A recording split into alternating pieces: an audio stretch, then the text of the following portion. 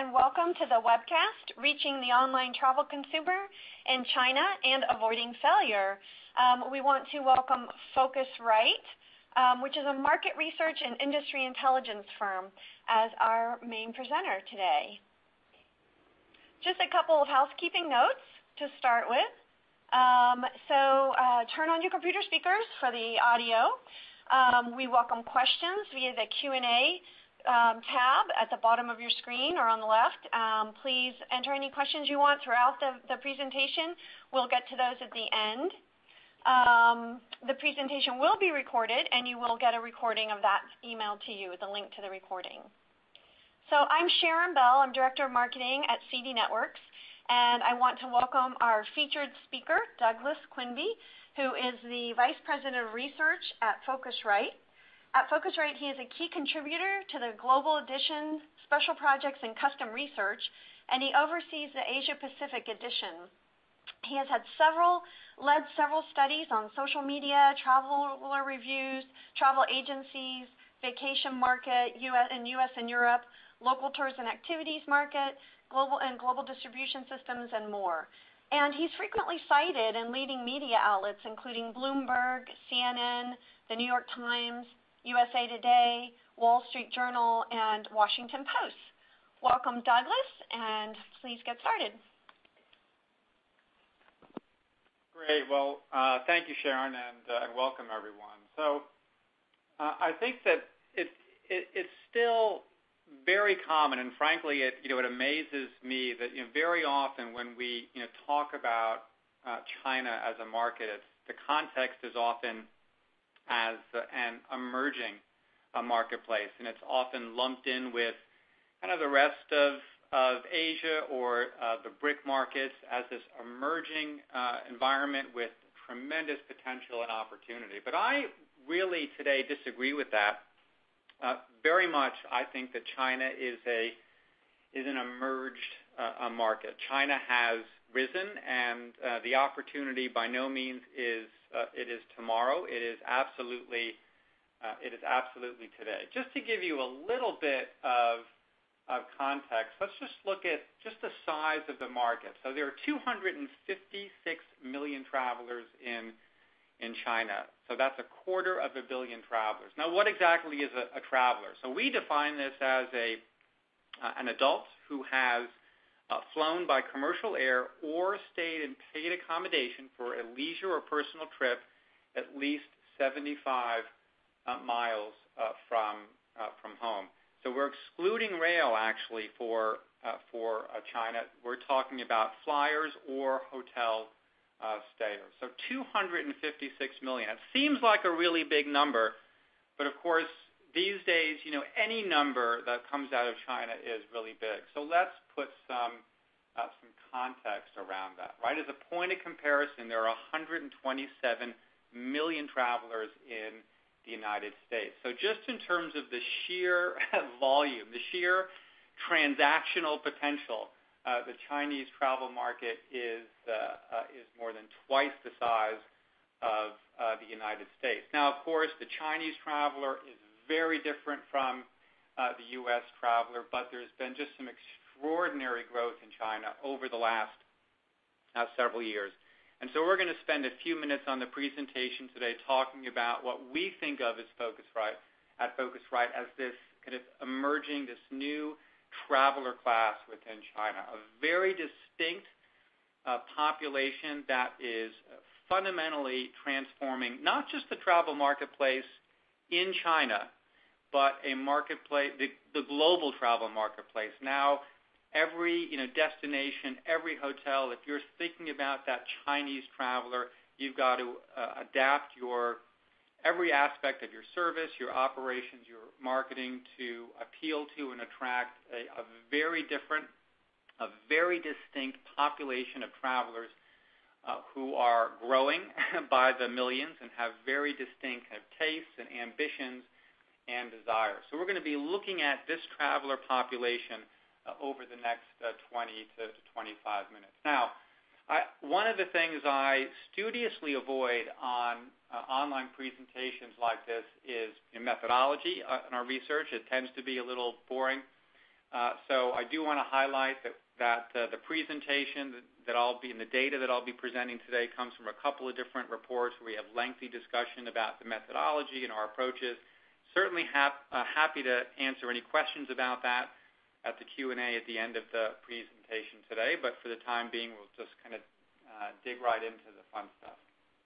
So I'm going to look first at this traveler kind of population and some really key characteristics that are important to keep in mind to enable companies to be effective in engaging with the Chinese traveler. And first, one of the things that is really exciting, and I really love to kick off presentations like this with some good news, is this incredible enthusiasm, this hunger and optimism that Chinese travelers have for travel. It truly is unique within the global marketplace. And just to give you a little bit of context, so one of the things that we ask in our global surveying of travelers is we want to understand where travel fits in terms of travelers' priority for their disposable income, right? So you've got X number of free bucks in your wallet. Are you going to go buy an iPad or go to the movies or go out to dinner? Are you going to save up for a new car or save up for that big trip? And one of the things that really stands out in China, as you can see here, is that travel and tourism is at the top of the list for more Chinese travelers than any other kind of major category of spend, right, for disposable income. And just as a point of comparison, we asked the same question of travelers in the U.S. and Europe, and travel and tourism tends to fall kind of in the middle around kind of the fifth or sixth slot. So travel and tourism is a priority for Chinese travelers, and we're going to see this again and again throughout this presentation. I think it's important to keep in mind that you've got millions of new adult consumers coming into that traveler pool who haven't traveled before, but because of the incredible economic growth of China over the past couple of decades, we're now starting to see all of these travelers who have this new kind of financial wherewithal to be able to take those trips, and not only within China, but as we'll see abroad as well. So another way that we like to look at this too is, and this is again something that we ask among our global traveler surveying, is what are your plans for the upcoming year? Are you going to travel more or travel less? Are you going to spend more or are you going to spend less? And this gives us a sense of not only of what's to come, the outlook for the market, but a kind of underlying sense of optimism, a kind of enthusiasm for travel there, a sense of consumer confidence and traveler confidence. And you can see here, first we're looking at the data just for some key markets in Europe and the U.S. And generally, about 30% or so of travelers say that they are going to travel a bit more, they're going to take more trips or spend a bit more. It's a little bit more negative in the UK, where you have fewer travelers saying they're going to spend more and more travelers saying they're going to pull back a bit, where in the UK that recession is kind of lingered on a little bit more, though things are turning around there. But more or less kind of pretty consistent across these markets in Europe and the US. So now let's add China in there.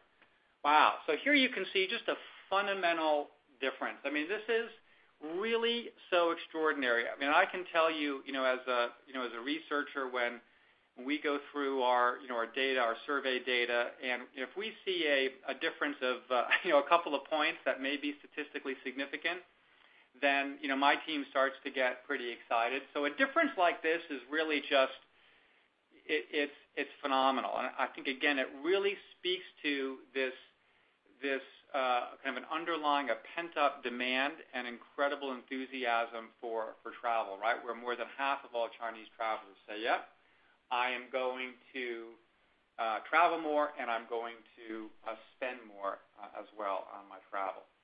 Now, another really key thing to look at about understanding that kind of traveler psyche is motivation, right? So why do people travel? And there are some important differences around the world, and certainly for different generations, what inspires millennials here in the U.S. is very different from what motivates their parents who are kind of boomers and early seniors. So we always want to look at what are some of the core underlying motivators for travel. And again, this is something that we ask consistently in our global survey. And of course, one of the most popular common motivators is simply the desire to get away, right, and take a break. And especially in the U.S., it's very common for folks here in the U.S. We have the kind of the shortest vacation windows.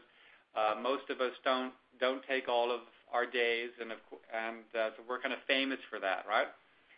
So it's a very common thing, though, when we do get those days off, it's like, we just want to take a break, get away from it all, recharge our batteries for a bit, and you can see that it's one of the top drivers for U.S. travelers, and also it's pretty important for Chinese travelers as well.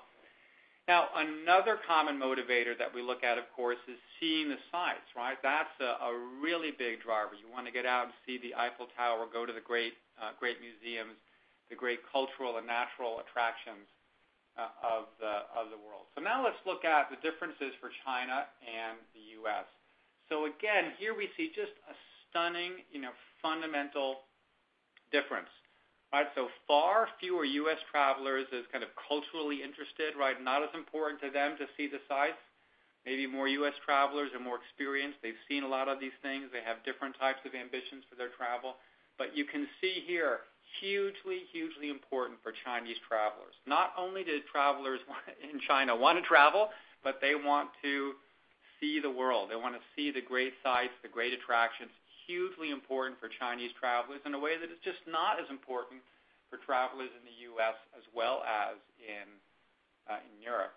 Now, another important thing to really understand around in addition to the drivers of travel is also the kind of the desired style of travel, the form that travel takes, right? So are you traveling with your family? Are you traveling in a group? And if you live in a major kind of destination kind of city in the U.S., maybe in New York or L.A., for example, you may start to see, if not already, lots of tour groups, right? Especially, it's a very common way as you have kind of emerging kind of consumer markets as they begin to move into the international tourism market. A very common way is through group, organized tours, right, where travelers can get together and they can travel out and see a new country, but in a relatively kind of safe or comfortable environment, especially if they don't know the language, they don't necessarily know how to get around. And as we can see, it is a fairly common means of travel for Chinese travelers. 1 in 5, so 20% of Chinese travelers have taken an organized group tour over the past year. If we were to look specifically at international travels, the international travelers, the incidence would go up, quite significantly. So group travel, especially for outbound travel, much more important for Chinese travelers. But there's other forms of travel that are very important as well. Family travel, very important. A third of all Chinese travelers have taken a trip with their immediate family. A third have also traveled with friends, especially among younger travelers. This is an increasingly common way in which Chinese travelers are experiencing the world. Of course, the most common, right, is couples, whether kind of married or not. But couples travel is the most common means of travel. So nearly 60% of travelers have traveled with a spouse or significant other. But one of the most amazing things that we saw in our most recent study of China is the rise of the independent traveler. 2 out of 5 Chinese travelers have traveled solo, have traveled by themselves. That's a pretty amazing development, especially for a traveler population that is so kind of relatively young, right, or so kind of new to the global travel and tourism marketplace. So it's very important, especially if you are an international company, you're looking to attract travelers from inbound, so they're for international travel. Keep in mind that you're catering not just to those organized group tours, but to a growing population of independent travelers who are increasingly wanting to kind of see the world on their own and also outside of that traditional organized group tour. So we've looked at the kind of the mode of travel or the style in terms of the travel party composition, right? Who Chinese travelers are traveling with. Now let's look a little bit at destinations. And now we could spend lots and lots of time on this. So I'm just really going to look at kind of international versus domestic because it's that international traveler I think that we want to focus on today. And I'll just highlight here one of the things that really stood out and surprised us for our study is the extent to which Chinese travelers are traveling outside of China. It is a half, right? So half of that 256 million have traveled outside of the People's Republic of China. Now, we are including within that half the Greater China region, right, of Hong Kong, Macau, and Taiwan. And of course, a big percentage of that, a lot of those trips, of course, are the crossings into Hong Kong, without question. However, even if we were to pull out that volume of travel to the Greater China region, and we were to look at all travel outside of China and that greater group of Chinese destinations in Macau, Hong Kong, and Taiwan, we would still see that the percentage is about 31.5% of all Chinese travelers traveling beyond the Greater China region. So that's an enormous number when you think about, again, that 256 million. So the demand for travel outside of China is extraordinary. Not only is it quite large, but the future demand, that pent-up demand, I think is quite significant. And we can tell this by one very simple finding from our most recent study, which is we then asked all travelers, well, what's the likelihood that you're going to go overseas over the next couple of years and beyond the Greater China region? And when we looked at just those domestic-only travelers, so that percentage of travelers that have only stayed within China itself, 62%, 3 out of 5 say, you know what, I can see myself, I am planning to take a trip overseas beyond the Greater China region within the next 3 years. Now, that doesn't necessarily mean that they will. However, it is very clearly it's a strong signal of their intent, of their desire, and their expectation that they will have the financial ability, the wherewithal to be able to travel beyond China's borders. And that's significant because the number one impediment, of course, to why travelers have not traveled overseas is simply financial, right? Having the means to do so. So now we talked about a little bit about kind of where travelers go and that international demand. Now let's look a little bit at when they go, and not just when they go, but also how far in advance they plan. I mean, certainly there are some big kind of seasonal periods for travel in China. There's the Chinese New Year, which takes place towards the beginning of the year. There's a nationally promoted Golden Week holiday that's in the latter part of the year, and then the summer holidays as well are quite significant. But one of the things that I really want to look at here is advanced travel planning. How far in advance of travel do Chinese travelers tend to plan? And again, I'm going to look at this in comparison with the United States, with U.S. travelers. And again, the differences here are simply, I mean, I just think they're just so extraordinary that as a marketer, going into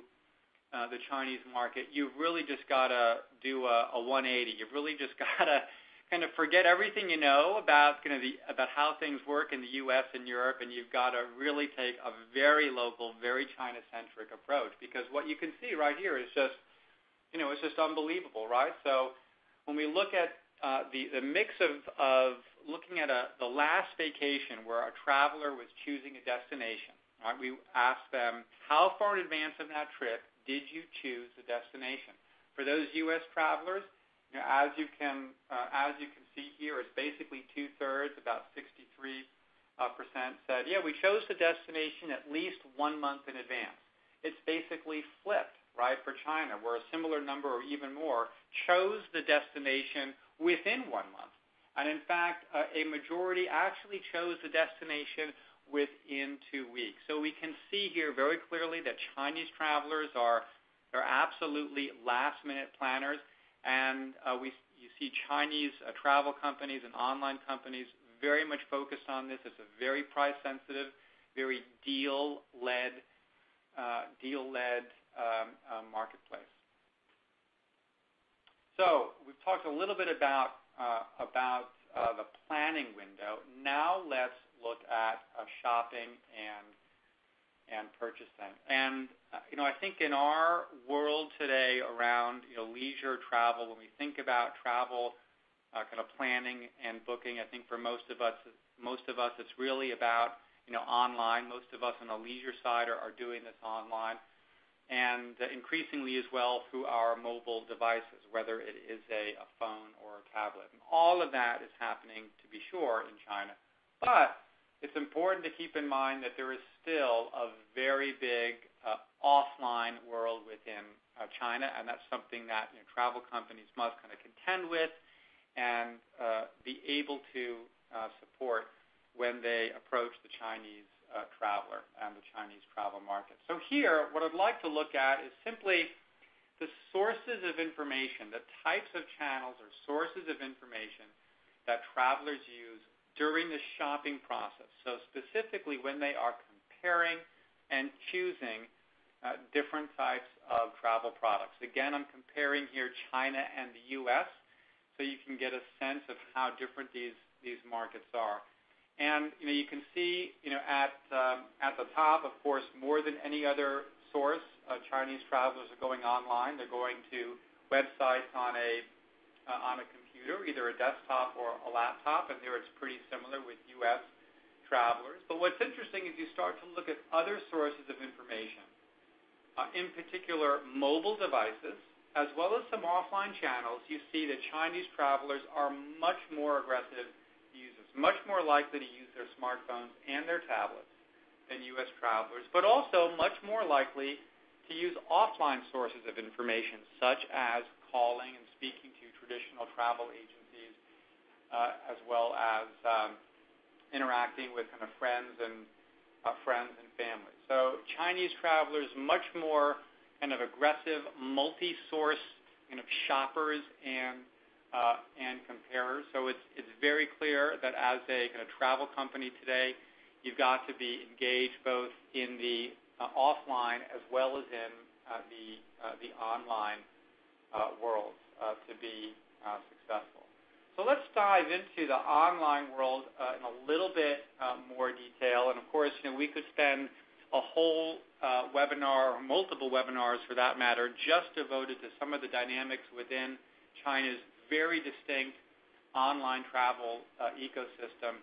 But we'll just look at kind of a few things kind of to highlight, to call your attention to. So, certainly within China, you've got online travel entities that have kind of corollaries in the U.S. and Europe that I'm sure you're familiar with. So you've got online travel agencies, companies like Ctrip and Elong, and others that sell kind of a range of travel products and services that would be comparable to an Expedia or a Priceline or Travelocity here in the U.S. and also in Europe. You also have one of the leading sites in China, Qunar, which is a kind of a meta search site, but it's a meta search site similar to Kayak, where it searches across multiple websites to pull fares and rates and information for travelers to compare.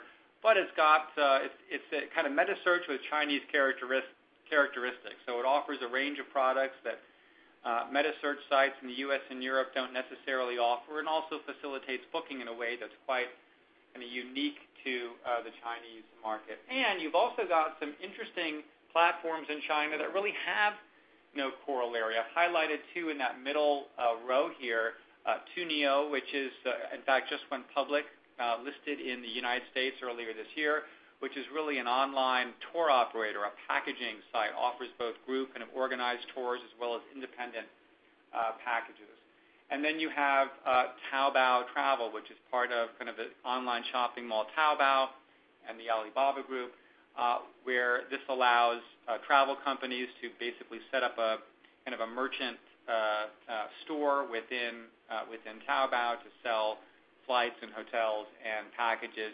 Kind of think of this maybe as like an eBay, but it's kind of much bigger. And as you know, the eBay is not as involved in travel in the U.S., but it's a major platform, of course, in China. And then you've also got in China as well a very different social ecosystem as well, social networking ecosystem, which is very, very distinct. Of course, you know, some of the big kind of Western social media networks, Facebook, Twitter, YouTube are not accessible within China. So you've got a very distinct ecosystem with very different kind of players. You can see here as well that the incidence of traveler use of different social networks is quite significant. In effect, virtually all travelers in China are active users of social networks in China. Several of them, in fact, most travelers are active users across multiple networks. Here's the incidence when we did our study late last year, but it's also very important to keep in mind that things change so quickly in China that what could be a super hot phenomenon at the beginning of the year may run pretty cold at the end of the year. So one of the fastest growing platforms, Weixin, WeChat, a kind of mobile messaging platform, has grown tremendously over the last couple of years. If we were to go back to the field with this study today, I think we'd see a very different figure than we did last year with the 58%. So it's really critically important for travel companies and really for all industries to understand the importance of social and to understand the very kind of unique ecosystem and players within that market. And it's interesting, it's a concern for us in a study that we have, in fact, just completed a few months ago, a global survey of travel companies on their social media usage, and we asked them specifically about their engagement on kind of regional or local social networks.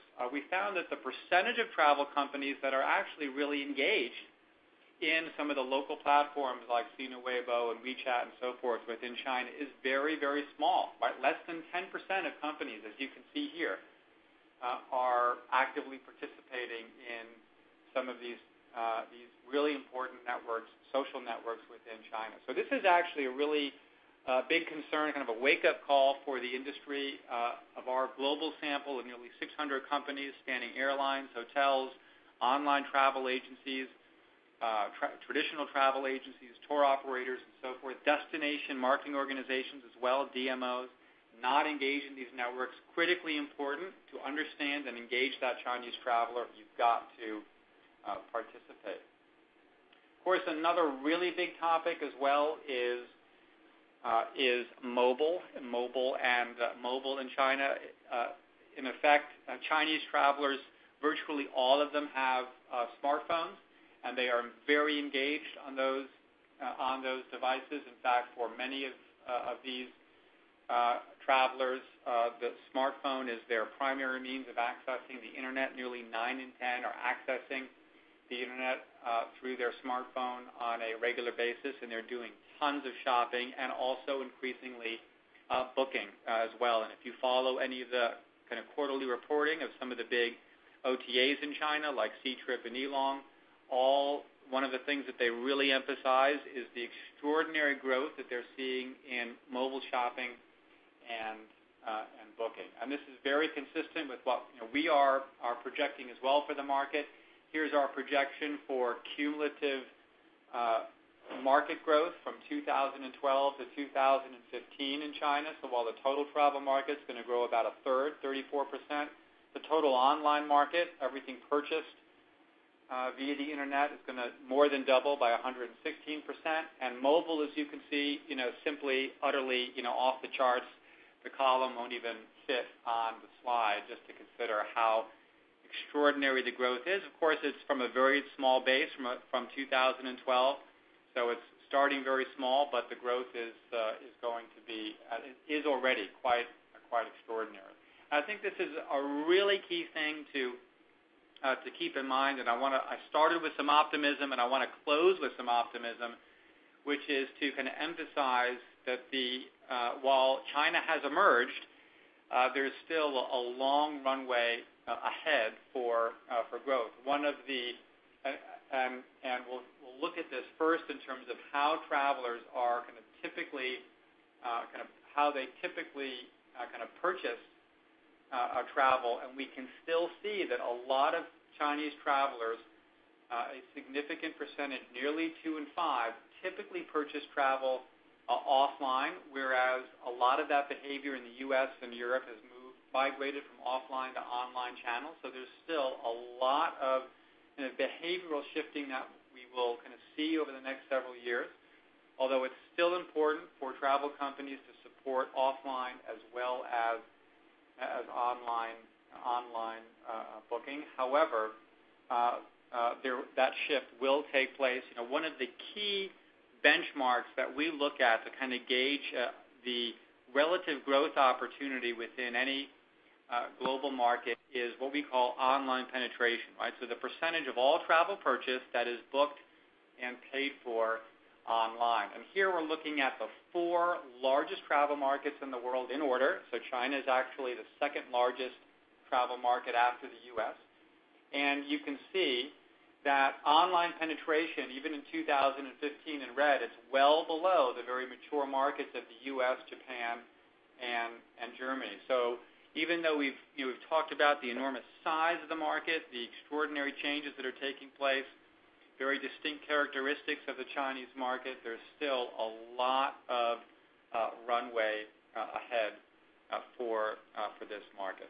So with that, I'm going to close and hand things back to Sharon, who's going to talk about some of the kind of specifics of kind of managing your digital presence in China for success. So Sharon, back to you.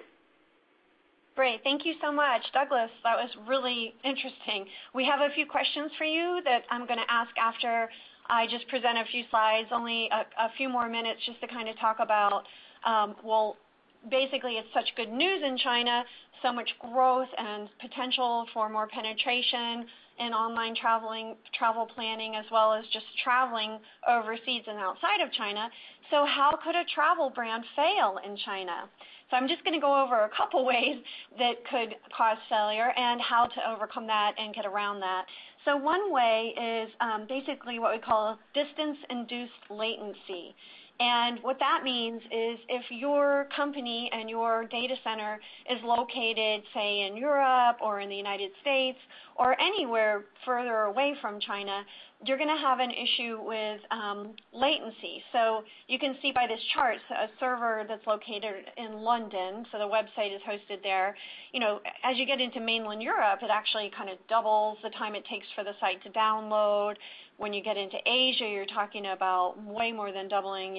You're going up into like 20 seconds, 30 seconds. And when you get to China, just because partly the latency of the distance, but also because you're encountering the Great Firewall, which we'll talk about in a second, it's pretty unacceptable. I mean, it could be 50, 60, 70 seconds to download, which people, are kind of used to a little slower websites in China, but that's pretty crazy. So So a lot of people think the way to go is to build a data center in Hong Kong and host from Hong Kong. You don't have as many regulations to contend with, but you then have the Great Firewall. So Hong Kong is outside of the Great Firewall. You're talking about potentially 40% slower if you're hosting in Hong Kong. You can see some times in this chart between a city that's within China and hosting outside in Hong Kong.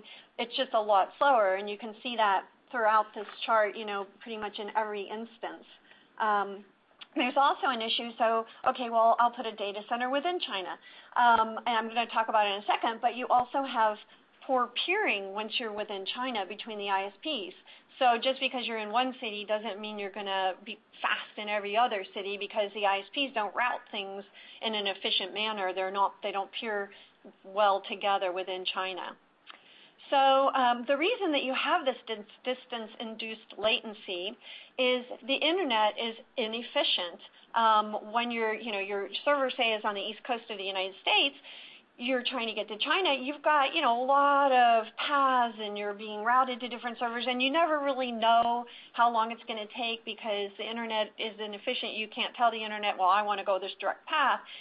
It just doesn't work that way. And then you can see kind of once you're in China, you've got this poor peering. You could end up at one server in one city with one ISP, but then it doesn't route directly to the other ISP. So the whole thing is pretty inefficient. So what a CDN does for you is it basically creates a fast and secure tunnel over the internet. So CDNs have their own points of presence located closer to end users around the globe. So a global CDN like CD Networks, we have points of presence, which are basically servers and data centers located throughout the world and within China. So we route your website information, your dynamic information directly to your users, and we also can cache static images and that sort of thing on those servers closer to the end users. So we're quickly delivering websites and applications to and from China. There's no investment into a data center on the part of the travel firm, the hotel company, whatever, airline. There's no investment in new data centers, no upfront costs in hardware and software. And CD Networks has actual in-country experts to help with the licensing requirements. As you probably all know, you need different licenses on your website to operate in China, and you also need to be aware of content that might cause your website to be blocked. So we have in-country, we have offices in China, and we're constantly monitoring our customer websites. And then also, I mentioned the poor peering between the ISPs. So you really need to have a presence throughout China, because the Tier 2 and Tier 3 cities are very important. A lot of people are located outside of the Tier 1 cities, so just putting something in one of the larger cities doesn't make a difference for those people in Tier 2 and Tier 3. So we have 25 points of presence throughout China. You can kind of see the locations, and we've strategically placed those to overcome the unstable peering between the ISPs. And just to give you a little idea, I've got one of our customers. This is Tourism Victoria in Australia. They were realizing that a lot of people from China were looking to travel to Australia, and they wanted to reach them, but they realized also that their website was very slow, and the latency was causing problems, the availability from serving their website from Australia to China, it was poor. So they implemented CD Networks. They partnered with us. They now have 100% availability, very high performance on their China language website for Visit Melbourne.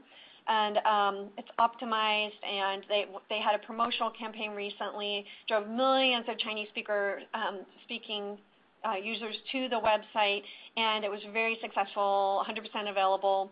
So they've realized some big gains in employing a CDN to reach China. So just capping that up, the avoiding failures, don't assume that everybody is in the Tier 1 cities. And site performance degrades as distance increases. And you want to basically have a high-performing website with rich content, educational information, social connections, connectors to compete with the others in the market. And partnering with a content delivery network is really important, and you want to make sure that that content delivery network is not just in Hong Kong or cities outside of China. You want to make sure they have locations in China. So that is that, and we have a couple questions for Douglas, actually. Are you ready, Douglas? Fire away. Good to go. Okay, great. Let's see. So the demographics, one person wanted to know kind of the demographics of a Chinese traveler. Is it the retirees? Who are they targeting here? Well, yeah, the Chinese traveler. It very much is kind of the young. It's a very young population. It's actually quite a bit different from what you see in the U.S. and Europe, where you see a fair amount of travel among younger adults, and then kind of a pickup, especially among the kind of boomer and early retirees that are enjoying as kind of empty nesters the opportunity to travel again. But it's very different in China, where it's overwhelmingly a kind of younger population. So we're looking at 20, 30 somethings, early 40s, where a lot of this travel is taking place. Oh, good. Okay, and then kind of related to that is where do they want to go? What's popular as far as destinations? Well, so first of all, some of that is very as you'd expect. So the majority of travel, of course, is domestic, and the big destinations are the big metros, the big cities. So that's Beijing and Shanghai, for example, within China. Once you start to look at kind of going outside of China, as you'd expect, the most common destinations are going to be the kind of that greater China region, in particular Hong Kong, also Southeast Asia, and some of the popular kind of package destinations, in particular shopping packages, travel packages to Singapore, for example, as well as some of the beach destinations across Southeast Asia. Northeast Asia is another very popular region as well. But Europe is also big, and it's a very high demand for Chinese travelers who want to see the sites in Europe, and also the U.S. Great. Okay. And then why do you think, or why does PhoCusWright think that online travel penetration is lower in China? I know you talked a little bit about how there's such a big opportunity for that penetration, but it still is quite a bit lower than, say, in the U.S. Yeah, well, there are a number of factors that are involved. I mean, so first, it's a market that is developing later, right? So e-commerce in general has been kind of slower to pick up than, say, in the U.S., but it's certainly gained its momentum, across a range of industries, and that's certainly the case in China. But there are some really big kind of infrastructural issues. Some of the things as well, Sharon, that kind of you referred to, I think speak to kind of some broader challenges in the industry, in the technology and kind of infrastructure industries, as well as specifically as how they relate to companies in China and in the travel industry. So just as an example, you have a very fragmented hotel market with lots and lots of independent hotels who don't have the sophistication or the financial resources to invest in technology, to have modern kind of reservation and inventory systems, to be able to offer online booking on their websites, or even to enable real-time connectivity between the hotels and some of the big online agencies. So, some of these agencies, in fact, are kind of actually giving away free technology to facilitate that connectivity. So it's very different from what you see in the U.S., where the hotel environment, it's really dominated by large kind of branded chains that provide a lot of that infrastructure and resources to the individual properties. So there's kind of technology challenges in particular on the hotel side. the airline side as well, although it's changing very rapidly, but the technology side within the airline industry has been slower to innovate and to adapt. And then there are other factors as well. There are things like the fact that digital payment, electronic payment is very that whole landscape is very different in China as opposed to the U.S. It's here. Not only does everybody have credit cards, but at least until a few years ago, we all had 3 or 4, right? So that may have changed a little bit, but everybody uses their credit card. It's very different in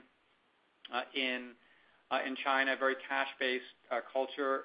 There are some shifts. So with platforms like Alipay and other online wallets that are kind of changing that a little bit.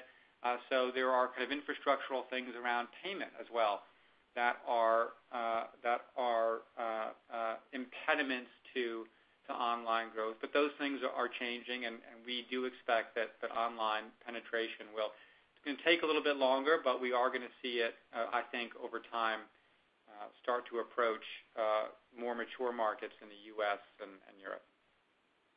Great. Let's wrap up with one more question. You mentioned that 98% of Chinese travelers have a smartphone. How should hotel chains or any travel sites support that? Oh well,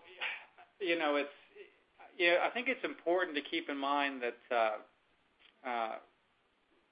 whereas we in say the U.S. and in Europe, we were all travelers, or there was a very large and kind of robust traveler population within these markets before there was a smartphone market, right?